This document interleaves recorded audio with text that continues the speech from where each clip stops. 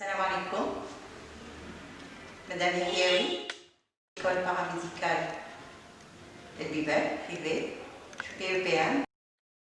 Et on va faire ensemble le module de soins en cardiologie vasculaire. On va commencer aujourd'hui, chapitre de sémiologie. Et comme premier cours, ce sera l'œdème. Alors, on va voir tout de suite le plan du cours. Le plan du cours va comporter, en premier, la définition, en deuxième, les causes les plus fréquentes de l'œdème, troisièmement, l'aspect des œdèmes cardiogéniques, comment ils sont faits ces œdèmes, comment les reconnaître. En grand 4, nous avons le traitement, et en grand 5, le rôle de l'aide-soignant. Alors, module de soins en cardiologie, le chapitre de sémiologie, le premier cours, l'œdème. Alors, on va commencer par la définition. Définition, l'œdème est un symptôme et non une maladie. Il se caractérise par une augmentation anormale de la quantité d'eau dans le milieu interstitiel, c'est-à-dire le milieu dans lequel baignent toutes les cellules. Cette eau provient en général du sang veineux. La pression dans les veines a augmenté pour diverses raisons, amenant l'eau à sortir des vaisseaux de manière plus importante. Les œdèmes peuvent être localisés ou généralisés. Alors, vous avez la photo ici qui vous montre les types d'œdèmes. Les œdèmes peuvent être généralisés, comme par exemple ici, vous avez cette photo nous montre un œdème généralisé, ce qu'on appelle aussi un anasarque, c'est-à-dire qu'on va retrouver l'œdème au niveau de différentes régions de l'organisme. Vous avez ici l'acite au niveau de l'abdomen, l'acite aussi étant un œdème. Vous avez aussi l'aspect du visage, qui est un visage bouffi. Vous avez là en plus clair un œdème de la face. Donc l'œdème peut être généralisé ou localisé. Les causes les plus fréquentes de l'œdème. Nous avons la première cause qui est l'hypertension artérielle. Alors, pourquoi qu'une hypertension artérielle peut-elle provoquer des œdèmes? Qui dit hypertension artérielle dit hypervolémie. La quantité du volume circulant, le volume de sang circulant, quand je dis le sang, ça veut dire les globules rouges et le plasma. Donc la quantité de sang qui circule dans le système circulatoire qui تكون مرتفعة. هذيك اللي تعطينا l'hypertension artérielle. Alors كي تكون la quantité تاع الدم مرتفعة تخلق لنا ضغط au niveau des vaisseaux. Et donc l'organisme essaye de se défendre ضد هذا ارتفاع الضغط داخل les vaisseaux. Alors qu'est-ce qui va se passer? Il va se passer qu'une partie du plasma va suinter, va sortir من les vaisseaux. وين يروح هذا الماء هذا؟ يروح au niveau des tissus ويخلق لنا ce qu'on appelle l'œdème. La deuxième cause qu'on va retrouver, c'est l'insuffisance cardiaque. Elle n'a pas assez de débit artériel, d'où augmentation de la pression veineuse. Donc, quand il y a une insuffisance cardiaque, maintenant, le cœur ne pompe pas suffisamment de manière à faire circuler le sang. Donc, كاين فيه تراكم تاع الدم au niveau du système veineux. Et qu'est-ce qui va se passer كما في l'hypertension artérielle? هذاك التراكم تاع الدم au niveau du système veineux يخلي يكون فيه ارتفاع في الضغط داخل les veines, dans les grosses veines.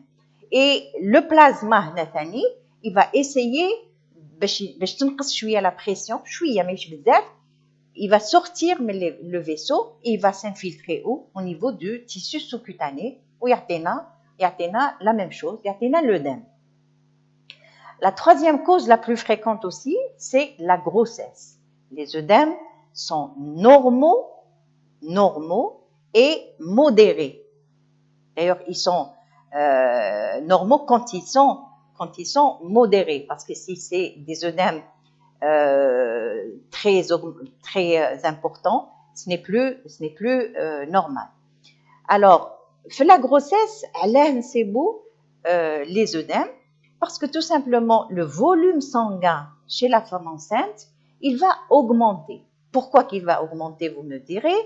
Parce que tout simplement, la maman, ou le corps de la maman, doit répondre aux besoins de deux organismes différents. C'est-à-dire, il doit répondre aux besoins de la mère et aux besoins du fœtus. Là, la quantité de sang, toujours, comme l'hypertension artérielle, c'est-à-dire, ça explique le fait que les vaisseaux chargés de beaucoup d'une quantité anormale de sang, ça veut dire que دايما قلنا الجسم يحاول يتأقلم مع الوضعية et le sang, dont le plasma surtout, va suinter, va sortir, va s'exsuder en dehors de ces vaisseaux où يخلق لنا les œdèmes qui sont إذا كانوا modérés, إذا كانوا ماشي بزاف important ماشي متواضعين شوية يكونوا في حالة عادية.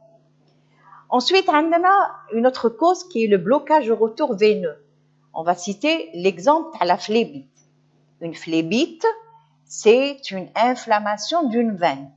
C'est la présence au niveau, à l'intérieur de la veine, de ce qu'on appelle un thrombus. Un thrombus, c'est-à-dire un caillot de sang. La phlébite, il y a un caillot de sang derrière la veine. Le caillot de sang, ça va être un obstacle à la circulation veineuse. Donc, ça veut dire que la circulation veineuse ما تنداش بصفة عادية. Donc, la partie اللي راهي bloquée يكون فيها تراكم نتاع le sang. ودايما قلنا لا كان فيه تراكم نتاع الدم راح يخلق لنا ce qu'on appelle ارتفاع في الضغط في هذيك لا فان اللي ما راهش يمشي فيها الدم سوا. وهذا راح يخلق لنا دائما لازم لو بلازما يخرج من هذيك لافان يتسرب من هذيك لافان à travers bien sûr les capillaires يخرج وين يروح au niveau des tissus sous-cutanés ou donc يخلق لنا un œdème. La même chose pour les traumatismes, la même chose pour les obstacles lymphatiques. L'insuffisance rénale ou hépatique. هنا في هذه الحالة هذه ناخذوا l'exemple تاع l'insuffisance rénale. كي يكون فيه قصر كلوي ou ce qu'on appelle l'insuffisance rénale, معناتها le rein ne fonctionne pas de manière normale. La fonction du rein, c'est quoi? Comme on l'a déjà vu dans l'anatomie et la physiologie, c'est la filtration rénale. معناتها la filtration du sang. Vous le savez, toute la quantité du sang qui est contenue au niveau de l'organisme passe obligatoirement par les reins. الدور نتاع les reins, c'est انه يفلتري هذاك الدم. إذا كان le rein ne peut pas filtrer, ça veut dire que parce que كي تندار la filtration rénale, le produit de la filtration rénale, c'est quoi? نتيجة تاع la filtration rénale, c'est انه le rein يطرح البول bien sûr مع البول كاين الفضلات.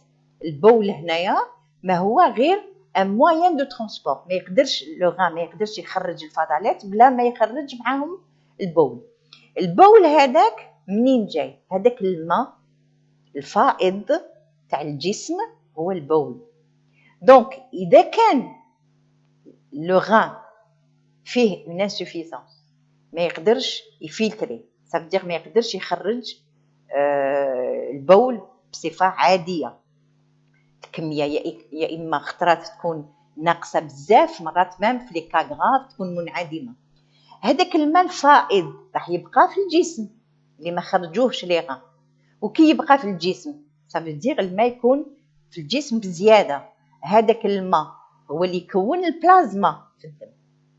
اي دونك كيف نعاودو نوليو كيما فهمتكم في ليبرتونسيون ارتيريال، سا فو دير حتى هو راح يتسرب من لي فان، يعاود يخرج بواسطه الشعيرات الدمويه ولا سكون ابل لي كابيلير، عاود يخرج ويخلق لنا لي زودام او نيفو سوا دي تيسو سوكوتاني ولا ميم في بعض لي كافيتي كيما في الابدومين، ويعطينا مثلا لاسيت. لاسيت سي اوسي ان كا دو دم. من بعد عندنا لي انسوفيزانس فينوز دي بيرسونز âgées. Alors, c'est quoi une insuffisance veineuse? La même chose, c'est que les veines ما يأديوش الواجب نتاعهم كيما عند les personnes plus jeunes. Le rôle de la veine, c'est quoi? La veine, انه هي اللي تجيب من la partie basse du corps vers le cœur. C'est ça le rôle des veines. Alors, chez les personnes jeunes, les veines تاعهم, elles ont toute leur élasticité. نعرفوا بلي la veine, elle est élastique. Donc, elle va se contracter, la veine se contracte وتطلع الدم من la partie basse vers la partie haute, c'est-à-dire la partie du cœur. Chez les personnes âgées, bien sûr, malheureusement, toutes les parties, tous les organes vieillissent. En l'occurrence, les veines. Les veines, du fait du vieillissement, elles se relâchent. Donc, c'est beau عند les personnes âgées, ce qu'on appelle une insuffisance veineuse. هذوك les personnes, الدم تاعهم ما يسعدش بصفة عادية. Parce que les veines تاع la personne âgée, قلنا, elles vieillissent. Et donc, إذا كان الدم ما يسعدش بصفة عادية, ça veut dire يتراكم في la partie basse. Et donc, نصيبوا chez les personnes âgées, surtout au niveau des chevilles, مثلا, des chevilles, نصيبوا un gonflement, ou là ce qu'on appelle l'œdème. Aspect des œdèmes cardiogéniques, c'est-à-dire les œdèmes d'origine cardiogénique, qu'est-ce qu'ils ont de particulier? Alors d'abord, une augmentation du volume des tissus. Les tissus sont infiltrés. On a les tissus, يجوز فيهم البلازما واللي يكون l'œdème. Alors vous avez ici l'exemple de l'œdème de la face. Vous voyez au niveau des paupières مثلا, نشوفوا بلي le tissu qui forme la paupière, il est enflé. Pourquoi? Parce que داخل النسيج, داخل هذاك le tissu, il y a du plasma. Ensuite, nous avons les segments des membres ont un aspect cylindrique. Alors, vous voyez ici, on a les membres. Le premier, c'est un membre normal. Le deuxième, légèrement œdémacié. Mais le troisième, c'est un membre bien œdémacié. Le membre, il a changé d'anatomie. L'aspect extérieur du membre a changé et lui donne un aspect cylindrique. La peau elle-même, elle change. Elle est de couleur violacée ou blanche, selon le type d'infiltration. Et la peau elle-même, elle change. Elle devient lisse et luisante. Elle est lisse. Là, c'est quelque chose dont on va se rendre compte au toucher. Et elle devient luisante, elle devient brillante. Pourquoi le fait qu'elle devienne lisse et brillante? C'est du fait que la peau, elle va être tirée. تكون مجبودة, تكون مجحدة, مجبودة. Ça veut dire mais بانوا فيها là les rides, même s'il y avait des rides auparavant, s'il y a œdème, il n'y a pas de rides, il n'y a pas de ridule. D'accord? Elle devient aussi brillante. Les plis de flexion normaux, les plis de flexion, un membre fait des plis de flexion. On prend ici l'exemple du poignet. هنا في la main qui est œdémaciée, vous remarquez que les plis de flexion, le poignet, ما راهمش باينين, ما يبانوش. Au niveau des doigts aussi, au niveau des doigts, on va pas trouver les plis تاع les phalanges et les phalangettes ما كاينينش ماهمش يبانوا. Alors la pression digitale, c'est quoi la pression digitale? هنا ثاني au palpé, quand on touche, quand le médecin ou l'infirmière ou même vous les soignants peut toucher un membre démacié, ماشي غير on le touche برك avec un doigt, هنا en l'occurrence l'index, هنا vous voyez la personne اللي راهي دير l'examen, on prend l'index, on appuie sur la partie où فيها le dent, à condition bien sûr يكون تحت منها un plan dur osseux, on appuie pendant 2-3 secondes, mais quand on relève le doigt, quand on enlève le doigt, c'est beau اللي قعدت l'empreinte, تقعد l'empreinte. C'est l'empreinte هذاك qu'on appelle le godet. Alors, en plus de ça, c'est que quand on appuie sur la partie هذيك, on a non seulement le godet, c'est-à-dire l'empreinte, mais aussi ça entraîne une douleur. Ça. On arrive maintenant au chapitre traitement. Alors le traitement, le but le traitement c'est quoi? C'est restreindre l'apport d'eau et de sel. C'est la première intention du traitement. Parce que لما نقصوا في الماء لازمنا نقصوا الماء والملح. Alors je m'explique. Surtout le ملح. Pourquoi qu'on doit diminuer le sel? On doit diminuer. Jamais إذا كان نحيو le sel définitivement. Alors le sel, comme on le sait, le sel retient l'eau. الملح يعيط للماء. إذا كان واحد اللي ياكل الملح, il est obligé de boire.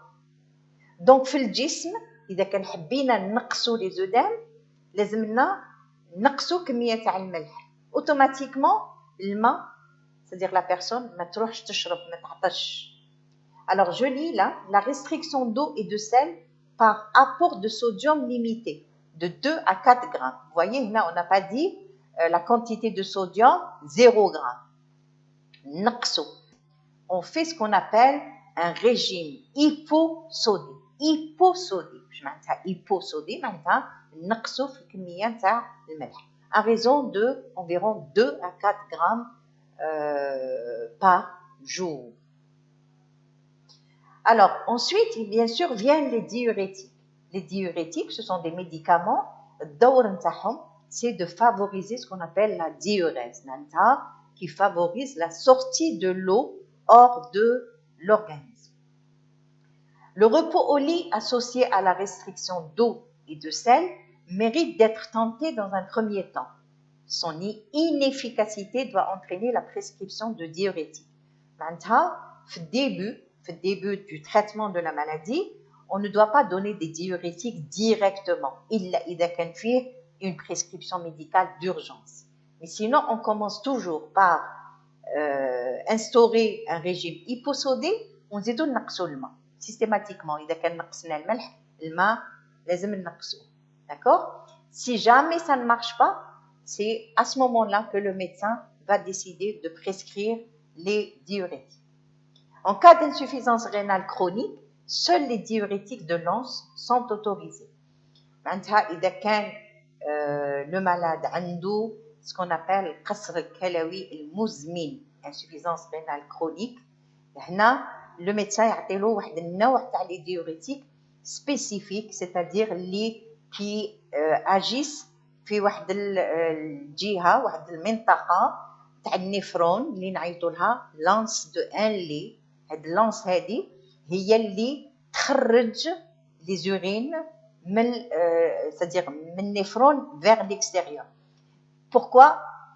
Bon, حتى ولو vous êtes des aides-soignants, je vais quand même vous expliquer que ça ne sert à rien de donner des diurétiques qui vont agir sur le néphron lui-même, parce que quand il fait قصر كلوي مزمن, ça ne sert à rien du tout. Donc, il sert d'ouvrir les diurétiques qui agissent au niveau de l'anse de N.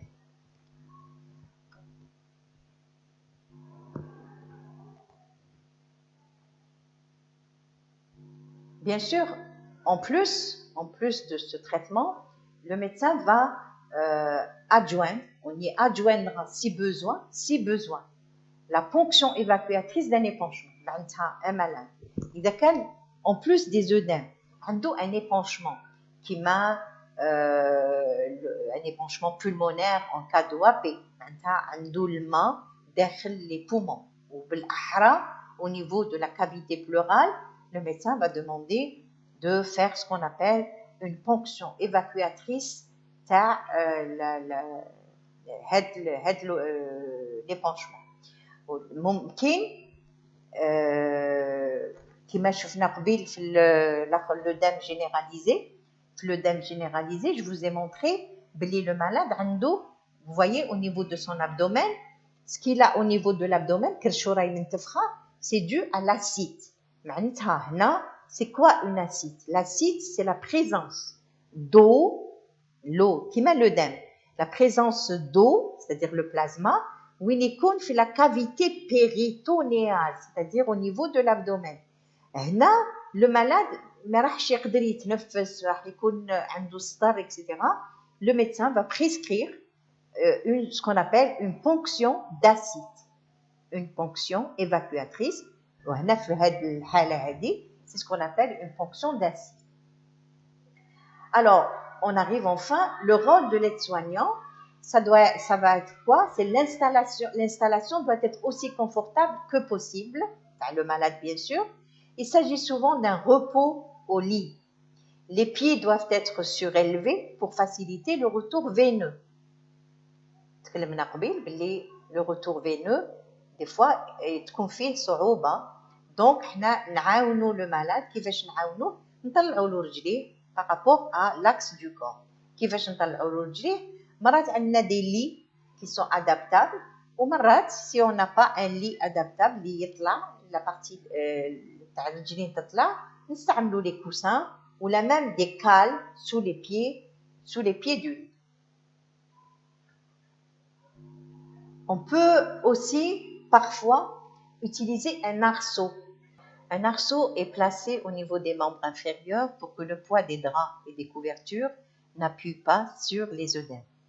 Bon, vous allez me dire, est-ce que réellement le poids des draps et des couvertures peut être gênant pour le malade? Oui, ça peut être gênant pour les malades, surtout dans les cas des œdèmes importants. Donc, ça donne un inconfort chez le malade et c'est pour cela qu'on peut utiliser ce qu'on appelle des arceaux, ce que vous voyez sur la photo. Et donc, l'arceau, on va le mettre sous la couverture, sous les draps plutôt, et la couverture de manière à les élever, mais qu'on nouche un poids sur les œdèmes. Éviter les produits agressifs, ne pas frotter la peau. Pourquoi? Parce qu'on l'a dit déjà, les symptômes, la peau devient très fine, fragile. Il y a même parfois des cloques schlafat la peau. Et donc, il ne faut pas utiliser des produits agressifs de manière à ne pas provoquer une irritation en plus de la peau. Utiliser des vêtements et des chaussures adaptés à la taille de l'œdème, surtout quand c'est des situations chroniques. Donc, il faut que la chaussure ما تكونش serrée et même les vêtements, il ne faut pas qu'ils gênent les mouvements du malade. Surveillance de la diurèse, car le patient est souvent mis sous diurétique. Si le malade est mis sous diurétique, on a le rôle des diurétiques, c'est de faire uriner les malades.